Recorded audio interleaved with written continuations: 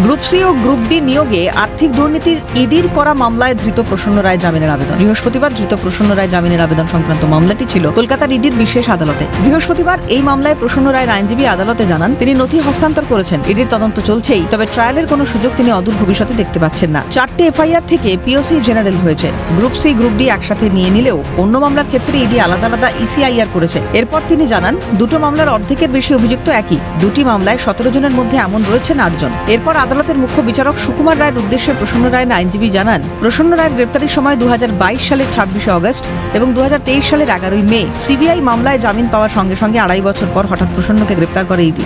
এই মামলার 42 জন সাক্ষী, 122টি নথি দিয়েছে ইডি।